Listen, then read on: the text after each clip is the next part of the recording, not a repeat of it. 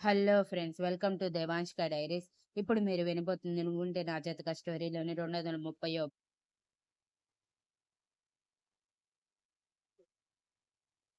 ఫణీంద్ర ఏమీ చెప్పకుండా చూస్తూ ఉన్నాడు. ఫణీంద్ర మౌనం రుద్రలో ఆవేశం పెంచి, ఇది ఎవరికీ తెలియని రహస్యం కదా! చెప్పు, ఏం చేశావు? నా తల్లిదండ్రుల జీవితాన్ని ఎందుకు మోడుబారేలా చేసి వాళ్ళ జీవితంలో సంతోషం అనేది లేకుండా చేశావు? అని బేస్ వాయిస్‌లో అడిగాడు. మొదటిసారి రుద్ర వాళ్ళని వద్దు అనుకున్నాక తల్లిదండ్రులుగా సంబోధించటం మహిమ గారికి, విక్రమ్ గారికి ఎనలేని సంతోషాన్ని ఇచ్చి ఆనంద బాష్పాలతో రుద్ర వైపు చూసేలా చేసింది. రుద్ర మాత్రం ఎవరి వైపు చూడకుండా ఫణీంద్ర వైపే చూస్తూ ఉంటే, ఫణీంద్ర ఏడుస్తూ, ముందు ఫస్ట్ ఎయిడ్ అయినా చేయండి, రక్తం కారిపోతూ కళ్ళు తిరుగుతున్నాయి అని అంటే, రుద్ర వేణు వైపు చూశాడు. వేణు సరే అని తల ఊపి ఒక క్లాత్ తీసుకువచ్చి చేతికి, భుజానికి రెండిటికి కలిపేలా క్లాత్ కట్టేసి వదిలేస్తే, ఫణీంద్ర ఏడుస్తూ, ఇలా చేస్తే నా హ్యాండ్ సెప్టిక్ అవుతుంది అని అన్నాడు. హే, నోరు మూసుకొని చెప్పు. నేనెంతో ఓపికతో మాట్లాడుతుంటే, నా ఓపికకి టెస్ట్ పెడతావేంటి? అని రుద్ర గట్టిగా అరవటంతో ఫణీంద్ర ఏం చేశాడో చెప్పటానికి సిద్ధమైపోయాడు. ఏం జరిగిందో అతని మాటల్లోనే మనం విందాం పదండి. ఈ విక్రమ్ మా అక్కతో పెళ్లి కాకముందే నేను కంపెనీలో ఏదో గాల్మాల్ చేస్తున్నానని గుర్తించి నాకు వార్నింగ్ ఇచ్చాడు. మరోసారి అలాంటి పనులు చేయొద్దని. నేను కూడా సరే అని చెప్పి ఎవరితో చెప్పొద్దని బ్రతిమలాడినా కూడా వీడు కూడా ఒప్పుకున్నాడు. బట్ విక్రమ్ నా పనిని ఆపటం నాకేమాత్రం నచ్చలేదు. నా ఖర్చుల కోసం నేను సంపాదించుకుంటుంటే, ఆ సంపాదనకి గండి కొట్టి నా మీద స్పై చేయటం మొదలుపెట్టాడు.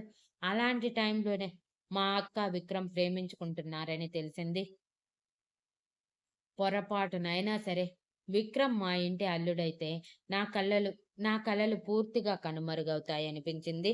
అప్పటికే నా అన్నయ్య నా ఆశలకి అడ్డుగా ఉన్నాడని నేననుకుంటుంటే, ఇప్పుడు అతనితో పాటు విక్రమ్ చేరితే నాకు పూర్తిగా అవకాశం చేజారిపోతుందని, ఎట్టి పరిస్థితుల్లో విక్రమ్ మా ఇంటి అల్లుడు కాకూడదని ఫిక్స్ అయ్యాను.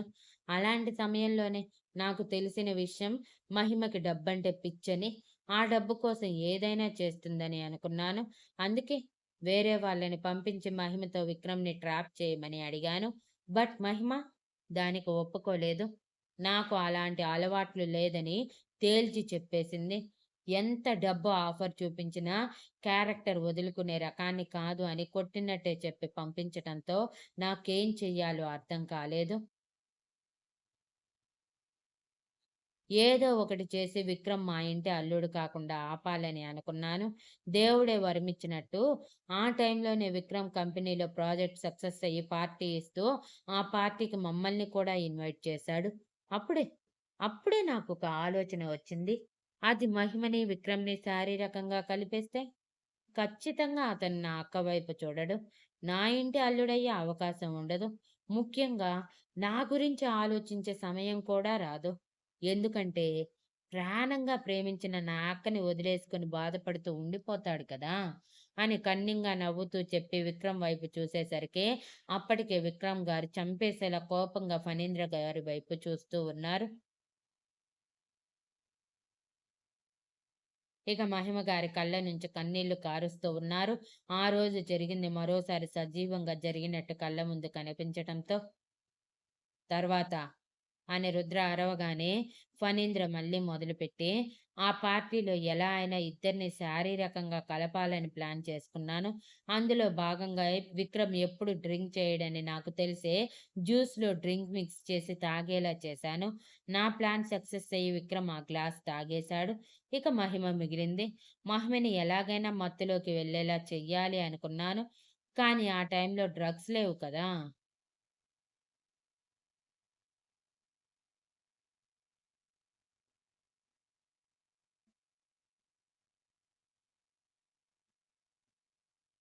ఏం చేయాలో అర్థం కాలేదు. ఫైనల్‌గా తనకి కూడా డ్రింక్ ఇస్తే సరిపోతుంది కదా! తను కూడా మత్తులోకి వెళ్ళిపోతుంది. ఆ టైంలో ఇద్దరిని ఒక రూమ్‌లోకి చేరిస్తే చాలు. నా పని అయిపోతుంది అనుకున్నాను. అనుకున్నట్టుగానే మహిమ చేత కూడా డ్రింక్ తాగేలా జ్యూస్‌లో డ్రింక్ మిక్స్ చేసి పంపించాను. పాపం ఆ జ్యూస్‌లో డ్రింక్ మిక్స్ అయ్యిందని తెలియక ఒక గ్లాస్ తాగి బాగా నచ్చి ఇంకొక గ్లాస్ కావాలి అంటూ వరుసగా 10 గ్లాసులు తాగేసి తూగుతూ ఉంది. వెంటనే వెయిటర్ ద్వారా మహిమని ఆ హోటల్‌లోనే ఆల్రెడీ విక్రమ్ తీసుకున్న రూమ్‌కి వెళ్ళేలా చేశాను.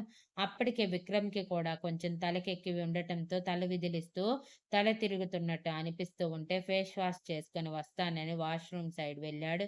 నేను విక్రమ్ వెనకే వెళ్ళాను. బట్ వాడి బ్యాడ్ లక్ ఏమో వాష్‌రూమ్‌లోకి వెళ్ళేలోపు వాడి తల బాగా తిరుగుతూ తప్పటడుగులు వేస్తూ ఉంటే, నేను అదే అవకాశంగా భావించి విక్రమ్‌ని పట్టుకొని "ఏమైంది?" అని అడిగాను. విక్రమ్ ఆ సమయంలో నేను చేసింది మర్చిపోయి తల తిరుగుతుంది. కళ్ళు మూసుకుపోతున్నాయి. ఏం జరుగుతుందో అర్థం కావట్లేదు అని ముద్దు ముద్దుగా మాట్లాడుతుంటే నేను కన్నింగా నవ్వుతూ, అయ్యో! అవునా! వర్క్ స్ట్రెస్ వల్ల ఇలా అయ్యుండొచ్చు. వెళ్లి రెస్ట్ తీసుకో. ఆల్రెడీ రూమ్ బుక్ అయ్యే ఉంది కదా! నేనిక్కడ చూసుకుంటాను. అందరితో చెప్తానులే అని నేనే స్వయంగా విక్రమ్‌ని తీసుకొని మహిమని ఉంచిన రూమ్‌లోకి తీసుకువెళ్ళి విక్రమ్‌ని లోపలికి పంపించి, బయట డోర్ లాక్ చేసి నేను ఏర్పాటు చేసుకున్న వెయిటర్‌ని ఉదయం 5 గంటలకి లాక్ తీసేసి వెళ్ళిపోమని చెప్పి అతని చేతిలో రూ.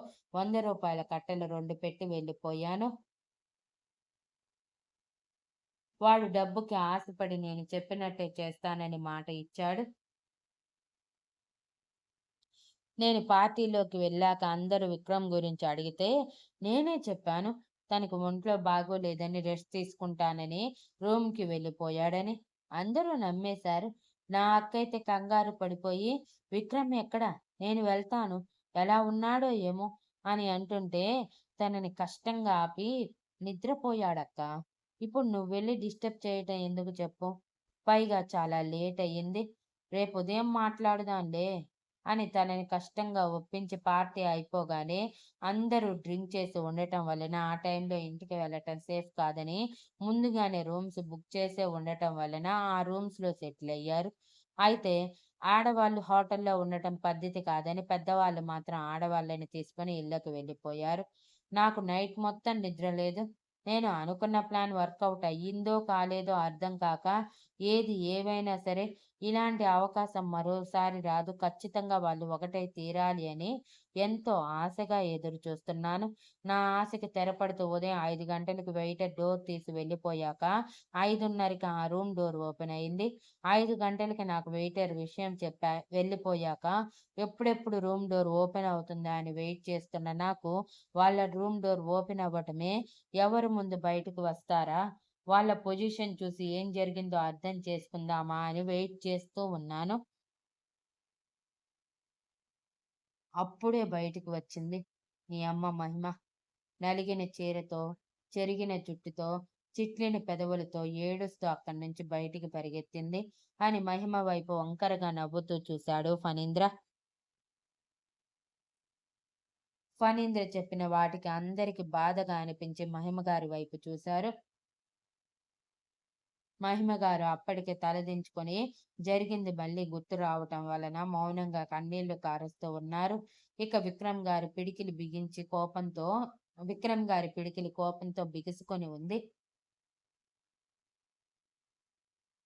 Thank you for listening and please like, share, comment and subscribe.